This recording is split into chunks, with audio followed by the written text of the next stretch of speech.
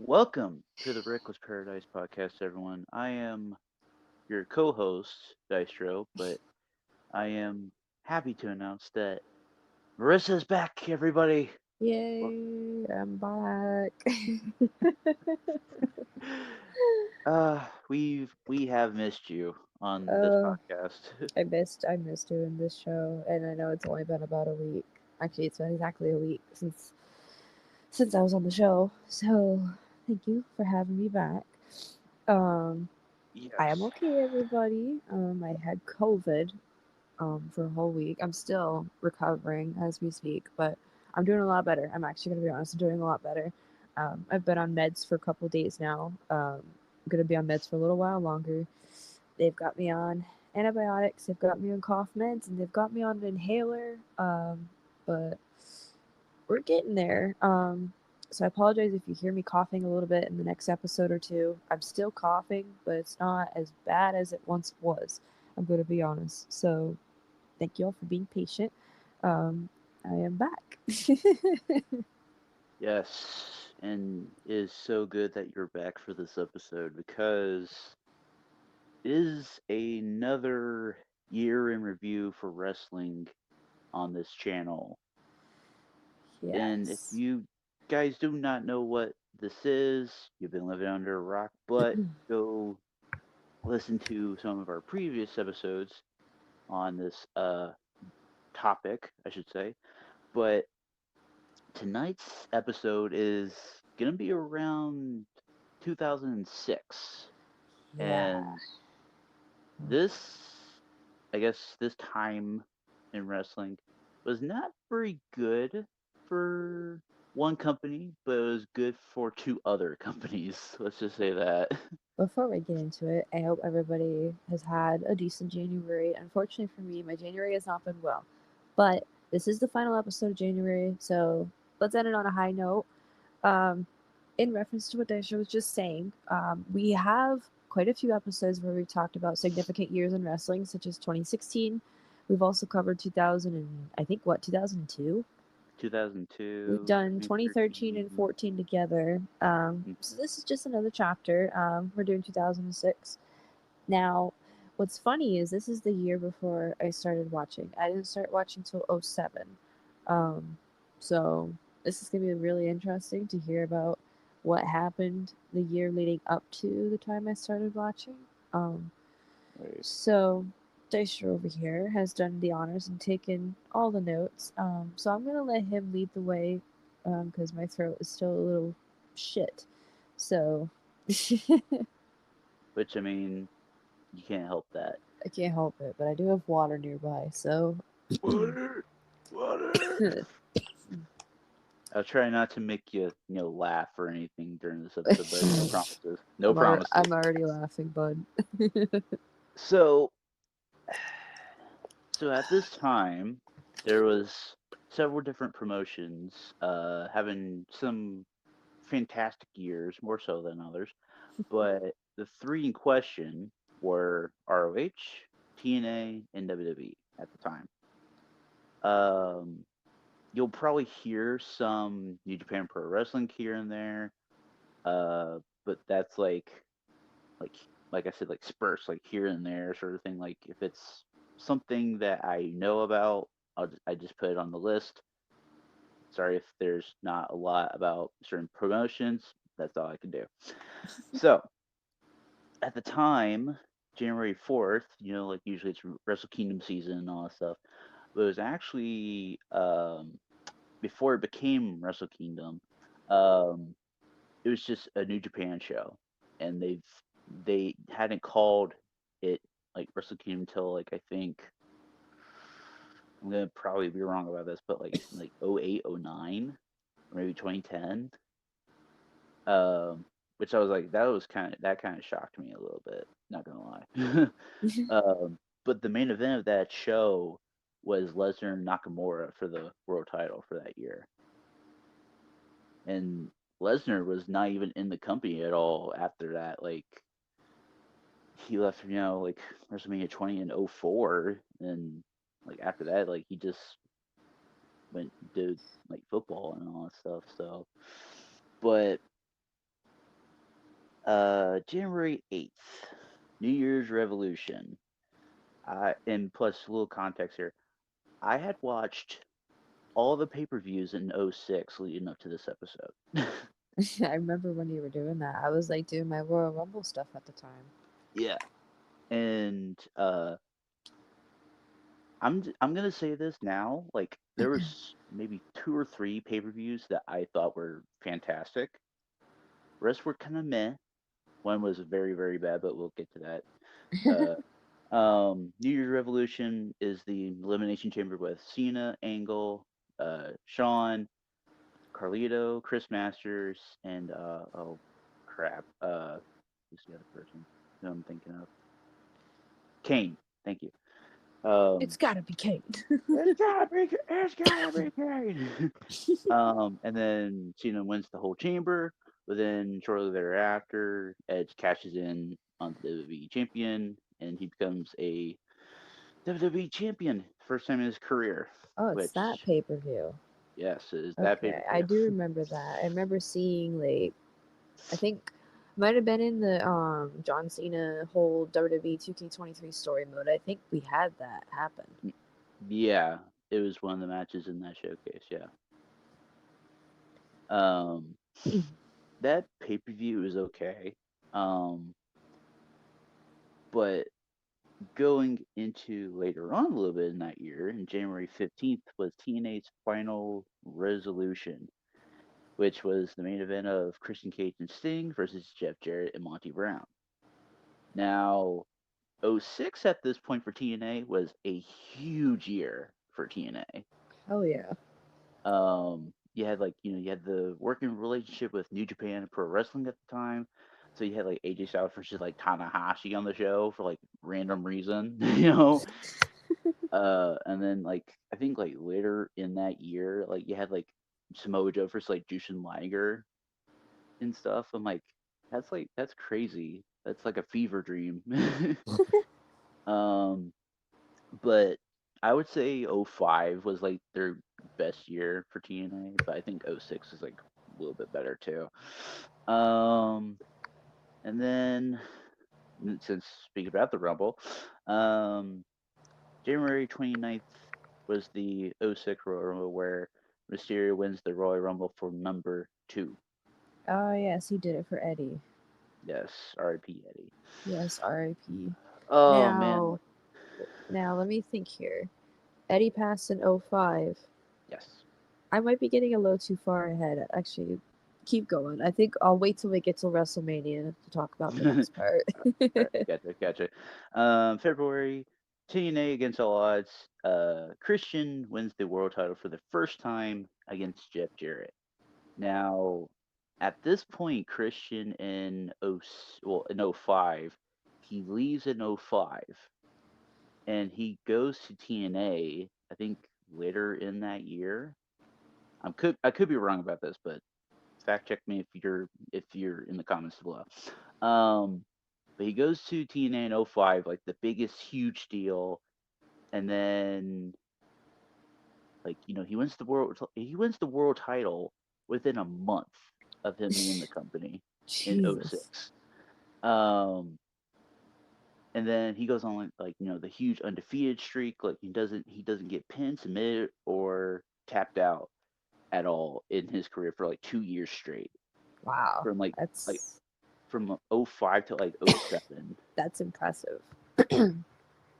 Um, and then it was like, but Jeff Jarrett's like the biggest, hugest heel at the time, so it's very common to win from Jeff Jarrett. February 19th, the No Way Out pay per view, which had two like monumental like marquee matches on that card, which I think kind of saved the whole show for me. Was Angle and Taker for the World Heavyweight title, or no, three matches. Kangle, Angle and Taker for the World Heavyweight Championship, which is a good match. I recommend that to you, Marissa.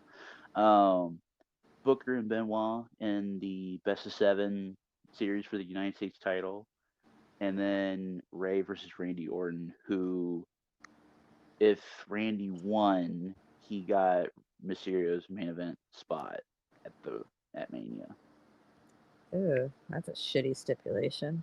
which Randy being the heel at the time, he used dirt tactics. He won the spot, and Mysterio just lost that for nothing.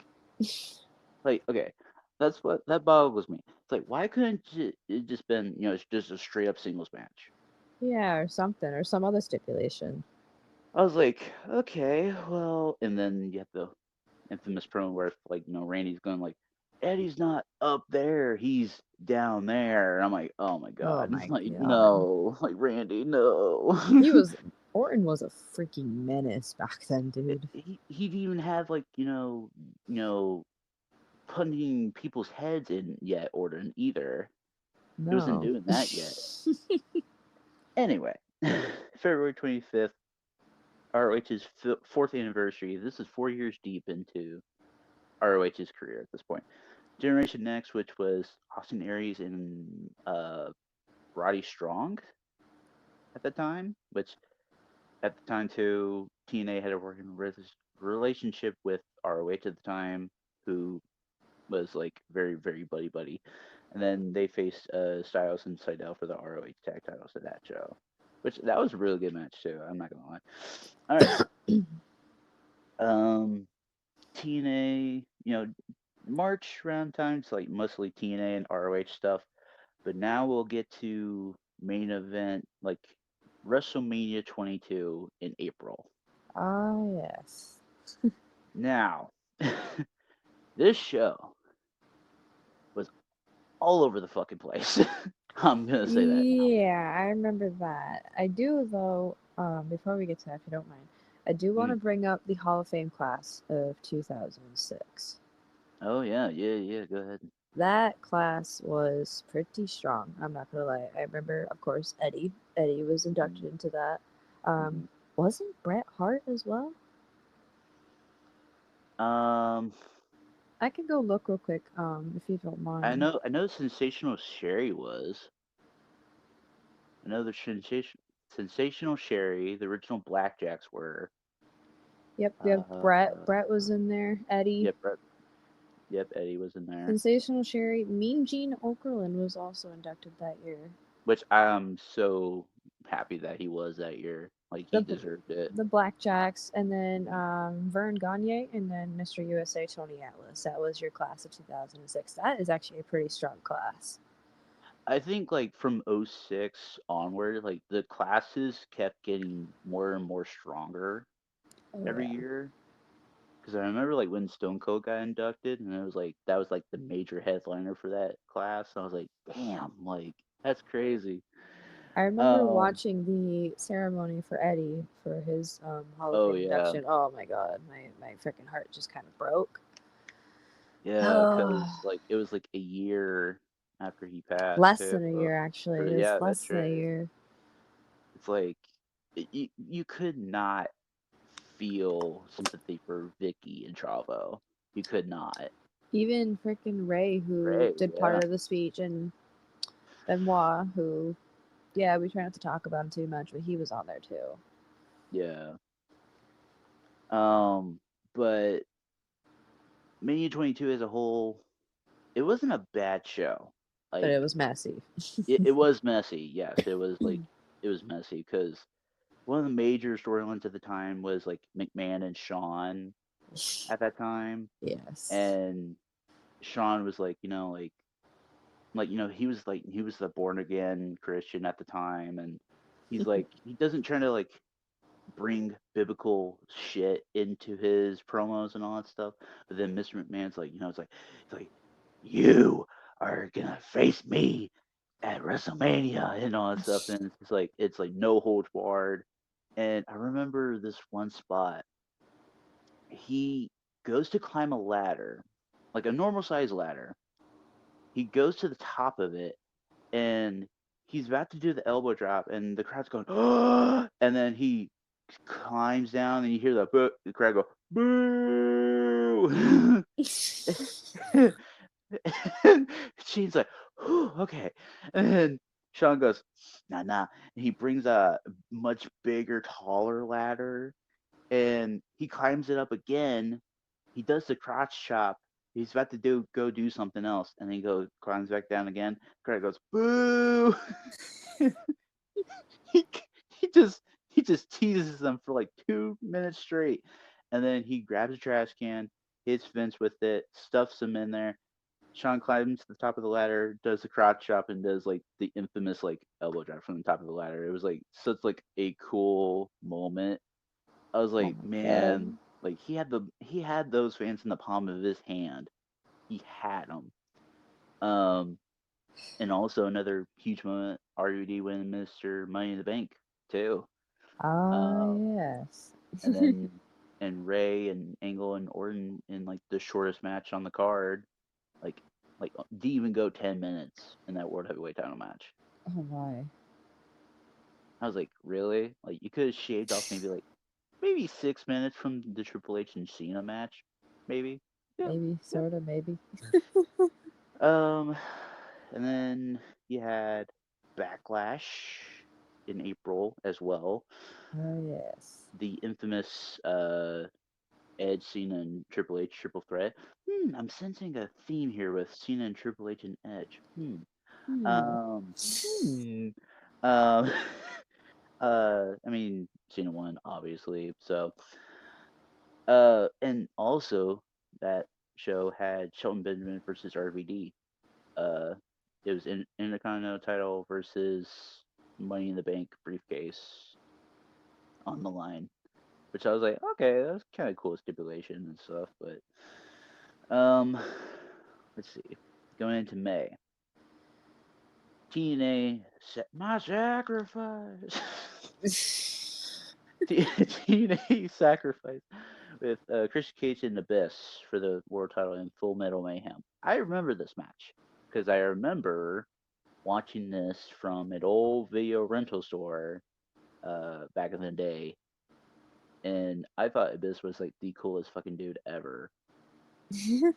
Uh, I thought like he was like a brother or like a stepbrother to Kane or something at the time, but I was proven wrong.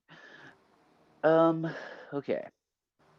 Judgment Day, which I actually put this. I think in my opinion was a pretty good pay per view minus two like one or two matches. um, like I said, '06 for WWE at the time, it was either hit or miss for some pay per Yeah. views. Um, but let's get to some of the like I guess not gritty stuff, but some the juicy stuff. June 11th, ECW One Night Stand '06 Oh, yes. I think I remember this one. is where RVD wins the WWE title for the very first time in his career. Now, who did he face? Cena, Oh, isn't this that crowd that's like super shitty towards Cena? yes, very, very true. Oh man, I remember that match, and I remember the match you're going to be talking about next, which was Edge, Mick Foley, and Lita versus And whoever the Terry hell that Funk, is. I can't even read it. Terry Funk, Tommy Dreamer, and Buell McGillicuddy. I remember that match. I think you and I watched it together at one point. I think we did, yes. Yeah, because I remember that match. I remember that, and I remember the RVD and Cena match. And also on that card, I think was Ray and Sabu, Oh, which ended in no contest because Sabu did the DDT through the table on Ray, and neither man were answering the they referee's count. they died that day. They literally did. Like I was like, of course it had to be Sabu of all people.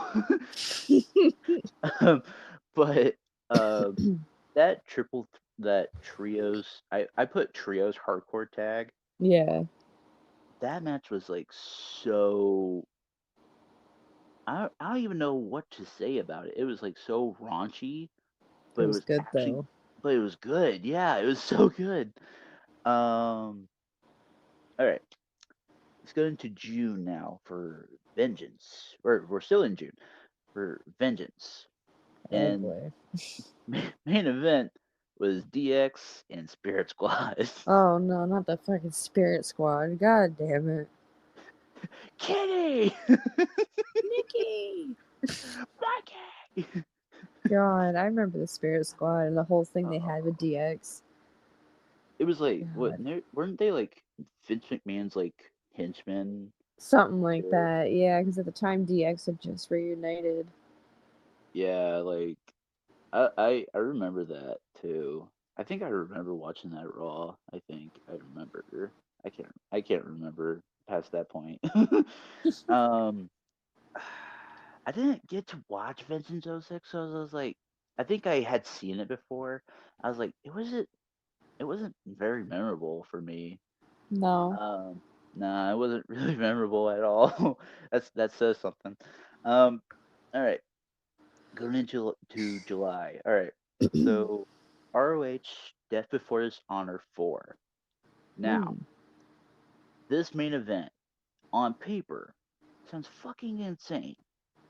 So it's Team ROH versus Team CZW, and it's in the Cage of Death. Now, I know you might be wondering, what the hell is a Cage of Death? It's like War Games, but it's with a lot of weapons and glass and flaming tables and kendo sticks So it and sounds similar chairs. to Lockdown for TNA. Kind of, but it's a little bit Just a little more more. extreme, yeah. Yeah, it's very, very extreme.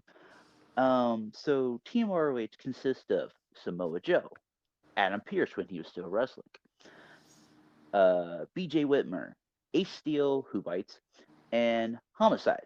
Hmm. Pretty stacked team for ROH, would you think? I'd say, yeah. And then Team CZW, Chris Hero, Claudio Castagnoli, Necro Butcher, Nate Webb, and Eddie Kingston. Ah, shit, my boy Eddie. So I thought it was really, really weird that Nate, or like Hero, Claudio, and Eddie Kingston were all on the same team.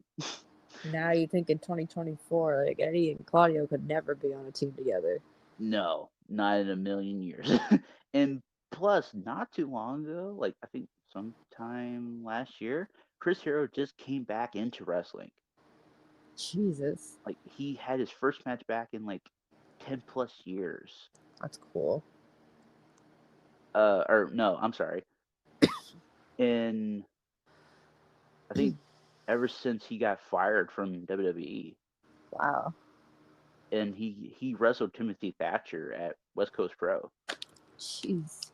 Uh, I was like, damn, like I thought it was just the craziest shit. If I could ever find this match, I want you to watch this with me. I if I will. can, if I can find it, if I can find it. Um, all right, so still sticking with July. We go to the Great American Bash. Oh, God. Now, this is labeled the Elevated Liver Enzyme Show. And if you don't know why, I'm just going to give you the skivvy. So, if some people were not on the show or they were injured or something like that, they would say it was the elevated liver enzymes. Now, I put that in air quotes. That's just Yeah. saying, they were like, they were not on the card or just injured or whatever. So some matches had to be changed. So, like, you had Great Khali versus Undertaker in a Punjabi prison match on the show, but then Khali was taken off the card because he got injured, and so he got replaced with Big Show, and they were still in Punjabi prison match. Ow. What the fuck? there was a mess with that show. I'm gonna be honest with you. Yeah, it It was it sounds was a messy. it was a rough show to get through. It was a rough show to get through. Um, so I'm gonna briefly go over New Japan real quick. From August 6th to the 13th, they had the G1 Climax. which was Tenzan had won, and he's very popular in Japanese pro wrestling and stuff. Um, and then they had also on August 13th they had TNA Hardcore Justice or Hard Justice at that time, and then you had SummerSlam 7 days later. Uh, Man. man, yeah, right. Uh, man, what could I say about that SummerSlam? Probably not much. Yeah, I was gonna say he didn't put anything, so he probably not too memorable. I mean, Yeah, it wasn't really memorable for me. Uh, but I do remember. I think it was like I remember the poster for it. Cause like DX was on the cover and like mm-hmm. John Cena's doing like a splash into I the do remember pool. that. Let me just like look up like some of the matches on here real quick. I'm trying to think like what was on the card. It's not like an '02 SummerSlam where you had the Triple H and Shawn Michaels rivalry just starting. Yeah, and even like the opening match for that show too was like Angle and Mysterio too. Jesus.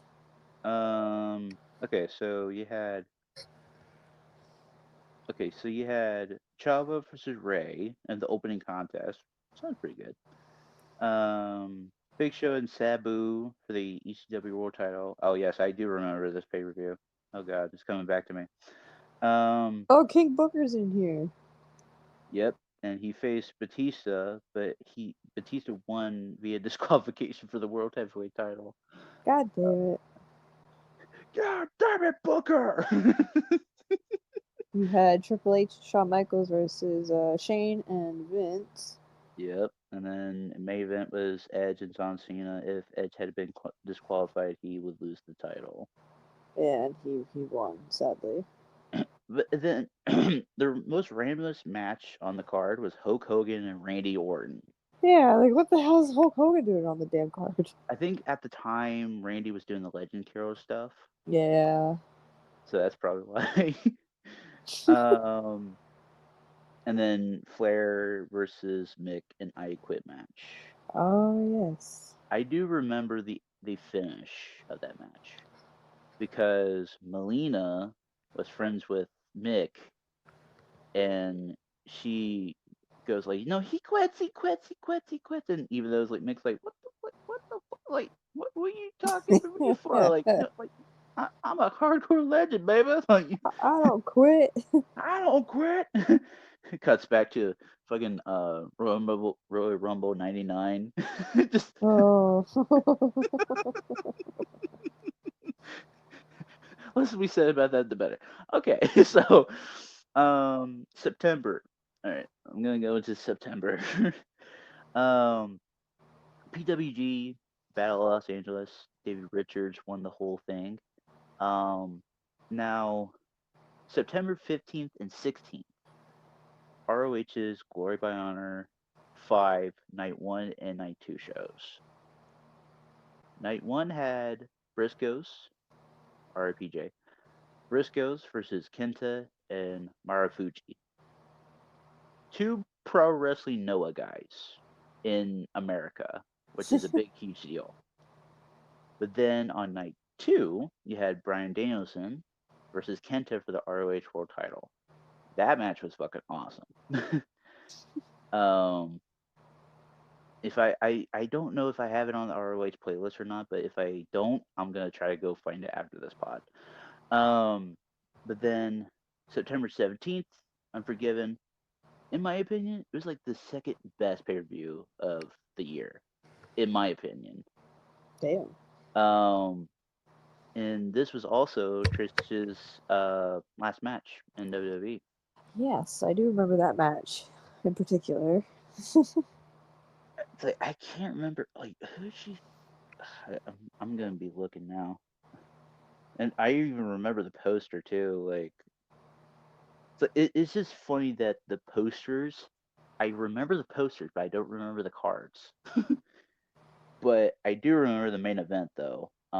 Cena and Edge in TLC for the WWE title, which that match was awesome. Hell yeah. And then it was like DX versus Big Show and the McMahons in Hell in a Cell too. Ah, good times. All right, October 9th, No Mercy. It was an alright show. It wasn't the best. But then now we get to October 22nd. Bound for Glory is Angle's first appearance on the show. And he was Wow. a special enforcer for that show in the main event specifically. Because at the time he had just gotten let go in '06 from WWE as well. And Um, TNA fucking jumped on that. oh yeah, of course they did. Of course they would. Because I think I remember at the time, like he was having, he was becoming almost like Perk Angle in WWE, and he was having painkillers, and he was on the road a lot, and all that stuff. And so, like, as soon as like Vince was like, you're out of here, and like Jeff Jarrett's like, oh yeah, I'll take you. He was like, I'll take your problematic ass. I'm like, yeah, sure. November 5th, Cyber Sunday. I think it was okay in my opinion. um, November 19th, TNA Genesis. This is the first match between Angle and Joe. Oh boy. I remember the hype around that match. Because it was like, it was Angle coming in, Joe's like on this undefeated streak and all that stuff. And I think Angle won that match because it's like that would be kind of stupid to not have Angle not win too. Yeah. Um, November 26th, Survivor Series. I said I put in parentheses. I know I'm talking a lot, but in parentheses I put for the time I think it could have been better. It could have been better. Um, which now that I think about it, like it's really rare to have two pay-per-views in a month sometimes. Yeah. Um, and that was also Lita's retirement match in that show too. Geez, so we lost some good female superstars that year Yeah. from the Uh, roster. yes, we did. December 3rd. Oh boy. Oh no. Okay. DCW's December December to to Dismember. Dismember. And do you remember the backstory behind this at I all? don't, and that's why I'm curious. I'm Okay. curious to see what you got to So say. so leading up to it, they've only had two matches on that show. The Eminem versus Hardy's match, which was a really good opener, not in my opinion, and then the ECW Elimination Chamber match. That was the only two advertised matches on that show. Now, Jesus. now it was attended by 4,800 people, That's it? and the buy rate was 90,000 buys. Which I mean, that's not bad. It's not bad, but it's not good. But at that time, you had Survivor Series the month before, like a week before, and then you have December to Dismember for ECW. So you're spending maybe at least $60 on both pay-per-views back to back, and Jesus. they were not getting any of that money back. um, but at the time, like it was like it said it received about like 90,000 pay-per-view buys, with 55,000 of them being domestic buys. It was the lowest buy rate in WWE history. Yikes, that's not good. And then at the time too, Paul Heyman and Vince were controlling and butting heads a lot, and that's what led to Paul Heyman leaving the company until 2012.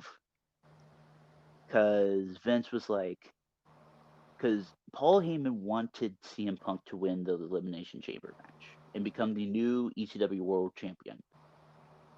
But then Vince was like, "No, that's not gonna do it, pal. We want Bobby Lashley. We love Bobby. You know that fucking shit. We love Bobby."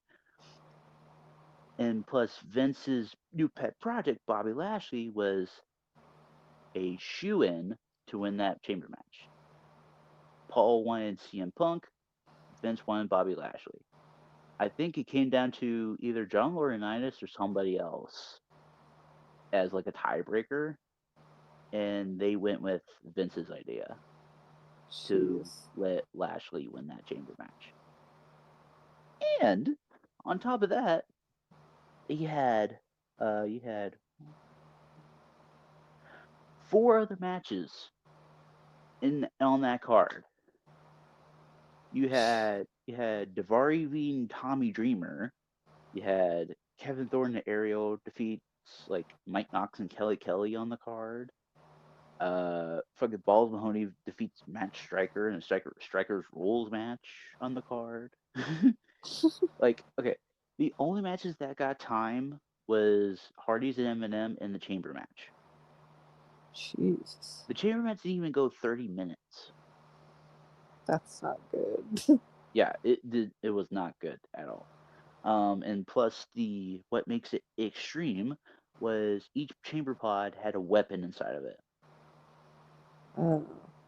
which is like a steel chair, a crowbar, or a table, and a barbed wire baseball bat. Wow. Wow. uh, it was the worst pay per view of all time. People do not watch it. If you do, I highly envy your pity. I highly envy it. But on a positive note, December 10th, Joe versus Angle 2 at TNA Turning Point. I think Joe won that match, I believe, too. And then Armageddon '06, which that was like one of the best pay per views, in my opinion, for the whole year. From top to bottom was like minus like two matches. Like it was pretty solid because you had Kane versus the MVP in the Inferno match. You had the Fatal Four Way ladder match for the WWE Tag Titles, which it was Paul London and Kendrick, Regal and Dave Taylor, Eminem and Hardy's, which was pretty good. And Teddy was like GM at this point. Um, Boogeyman versus Miz, which get out of here. Um, Benoit versus Chavo Guerrero for the United States Championship, which was really good. Um, Jimmy Wayne Yang, do you remember Jimmy Wayne Yang God, I do remember him. versus Gregory Helms for the Cruiserweight Championship, which that was a good one. Then you had like a four-way Santa's Little Helper lingerie contest. Oh no. Shit, don't get Jerry Lawler on this broadcast. Then you had Taker versus Kennedy in the God. last Ride match, and then the main event was Cena and Batista versus Booker and Finley. Ugh. That's not Uh, too bad. yeah, that's why I said it was not. It's not a bad show from top to bottom. Like minus like two matches. Like if you took those two matches off, like the rest of it is like pretty solid.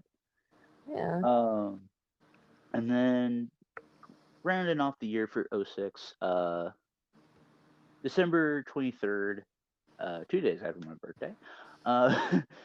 Uh, Final Battle '06, Homicide versus Brian Danielson for the ROH World title. And Homicide wins, ending Brian's 462-day reign as world champion. Oh boy. Yeah, he held that belt for a long time. Shah. Uh, but that's just the like the pay-per-views portion.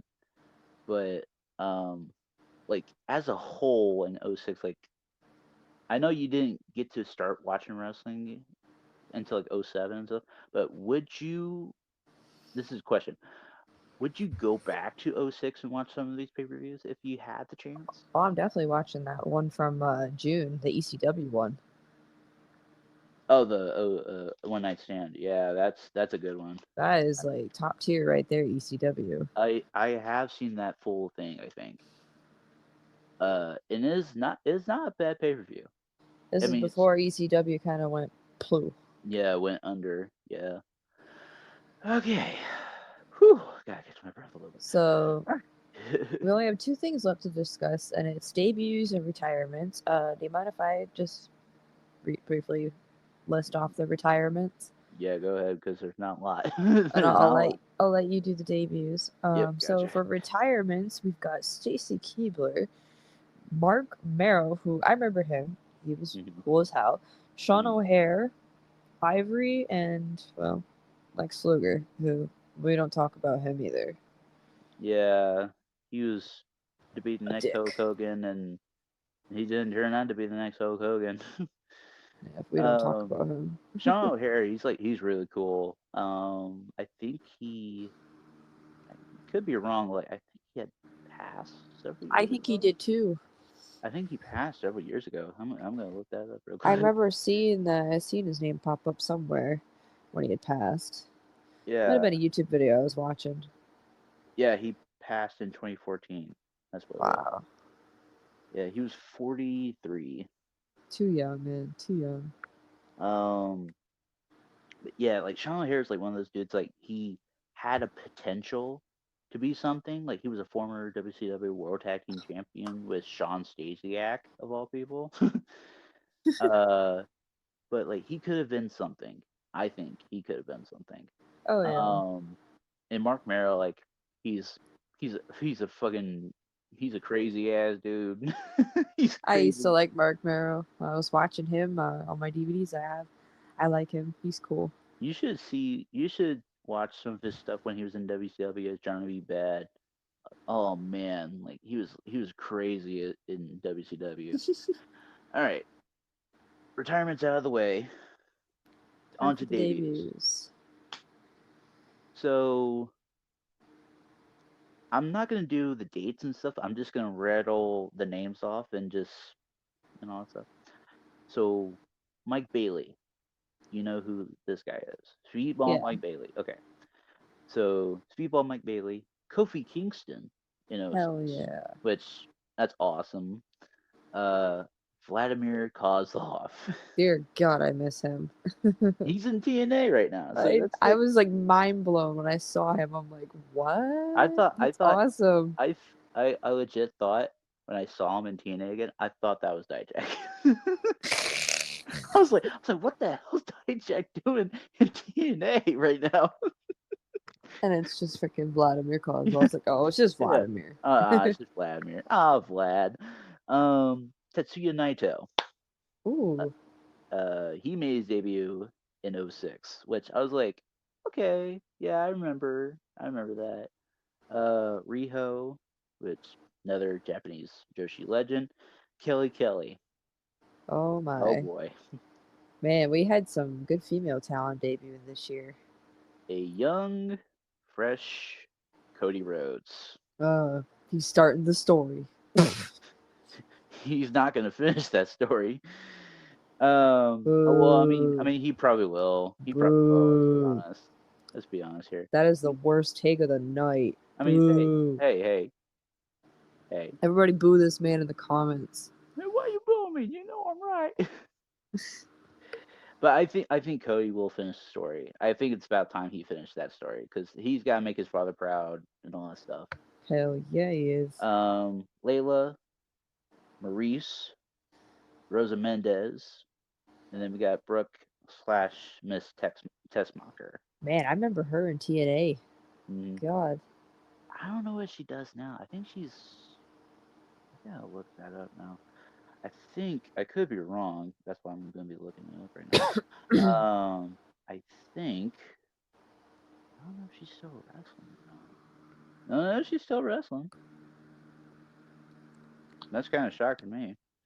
That is kind of a shocker. Well, and plus she was on ECW and she was with Kelly and Layla as the Extreme Expose in ECW. Ah, okay. Um, I don't know what she's doing now. I'm sorry if I'm like trying to. It's all good. Um, I don't know if she's. I guess she's wrestling still, cause like they said like in 2017 she went back to TNA, and then she was like no longer under contract in June of 2017, so she's still wrestling somewhere. I don't know what, but I mean, hey, good for her. Oh man, 2006. What a time not to be a wrestling fan for some of these fucking companies. That's why we waited. That's why I waited to '07 to start remembering shit. I I I don't think I started watching wrestling until like '09, maybe Like 2010. I know I was young when I started watching and all that. Like I was watching like when I was like before '06, but the thing is I was too young to remember. I Hmm. didn't start actually grasping on to anything until '07, Right. Right. after Benoit died. Right. I think in '07 as well, like vividly remember this. Like Hardcore Holly and Cody Rhodes were like tag Mm-hmm. champs in '07. Yes, yes, I remember that. That's like one thing I really started to remember was them two being a tag team. And I was like, what? Like Hardcore Holly and Cody Rhodes as tag team champions. I was like, that would never work, and it did. And But didn't they beat like Caden Murdoch too? oh my god, I remember them too. Fucking Trevor and Lance Cade. I remember them. Yeah. All right. But we'll Ugh. get to that in '07, which I think will probably be the next year we do. I'm not 100% sure yet. But that wraps up '06. We hope you enjoyed, everybody. Sorry it's a bit of a longer episode, but hey, wrestling's wrestling. You got to cover everything from start to finish, one way or another. Yeah, for real. Oh boy. So, with that said, our next episode, I actually won't be on it. I'm going away again. Damn No, it! this was kind of randomly planned. I actually didn't realize this until just now. Dasher's got a deep talks episode this Thursday coming up, so that's actually kind of cool. I get a little break again. Again. Oh boy, the way things work out. So we're starting off February on a solo note. Dasher's gonna be going solo again, but this time it's gonna be for an episode of his own. Deep Talks with Dystro. If you guys aren't familiar with that series, please go check out the past episodes we've done. We each have our own solo series. I did Music Madness, which I actually have a Music Madness episode coming up at the end of February. So that kind of works. Um, as usual, I'd like to thank Dystro for running ship the last week that I have been ill. It has been a awful week. I have had no energy to do anything. I could barely even talk. I spent 90% of my time asleep. So, again, hats off to him for holding down the fort while I was gone. I definitely appreciate that more than you'll ever know. No problem. So, this Thursday, you'll be catching another episode of Deep Talks with Dystro. So, you will not want to miss that to start off February hot. I also have tonight's song of the night. We're kind of ending on an emotional note. Oh boy. You probably guessed that I was going to do this. Yep. So the band Issues, as of tonight, just performed their final show ever No. as a group. I remember mentioning this to you guys that Issues was splitting up. Hmm. They announced about 4 different farewell shows, and tonight is their final one ever. What's crazy is Michael Bond actually just joined them last night on the 27th for a little surprise guest for their show. Michael Bond, if you guys don't recall, he was the one of the original members of Issues Issues. until he got released in, I think, 2017, 2018. He was the unclean vocalist. He got kicked out, I think, in 2018. There was a lot of stuff that happened. But he came back last night for one final performance with the band, which I thought was amazing because he has been like one of my favorite unclean vocalists of all time. How do I say it? He also used to be in a group called Woe Is Me, which I actually think he's in that group again. Hmm. Which that's cool as hell. We gotta check them out. So I figured, kind of one last hurrah to Issues, a band that's shaped my music taste wholeheartedly, um, with a song by Issues tonight titled Hooligans. Now, Hooligans is one of my first Issues songs I came across when I was younger. Um, has been more of an impact on me because the song is basically about kind of just being yourself, kind of like not worrying about what other people have to say, not worrying about fitting in, like that kind of thing. There is a music video for this one, so I'll leave you with that. Hooligans by Issues. If you guys want to take a listen, there is a link in the top right hand corner of the episode at the very end. Go ahead and take a listen to that. Like I said, there is a music video, so I will put that there. We will miss you, Issues. Thank you so much for contributing to the music world for the last, oh God, about 10 years maybe, or more than 10 years, I should say. It's 2024. You guys have shaped my music taste wholeheartedly since I And, was in middle school. and I was gonna So say, and mine too. and yours. So once again, Issues, thank you so much from the bottom of my heart. I'm gonna miss you guys. Oh my gosh. Ugh. Yeah.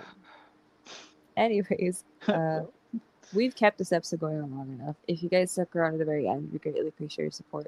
Go on ahead and follow us on social media by clicking on the link in the description below, which will take you to Linktree. We have Instagram, TikTok, Reddit, and Twitter. Go on ahead and follow us there to keep up to date with the show. Dystro's YouTube channel is there as well. He posts gaming content every week. Just recently, we hopped on Skate 3, and that was a lot of fun. Um, I think you posted some Skate 3 stuff. Yeah, I posted the other day. It was me falling onto my skateboard and my skateboard guiding me to safety. Oh, yeah, and the other clip you posted on the podcast channel. Okay, that's right. Yeah, you So, hitting the tree. yeah, freaking the tree got my head. So, if you guys would like to check out his stuff, go subscribe to him, show him some love. My voice is starting to go, so we're gonna have to wrap this up now. Once again, take a listen to tonight's song of the night, Hooligans by the band Issues, and that's it. Thanks for listening, guys, and Dystro will catch you guys in February. Peace. Peace.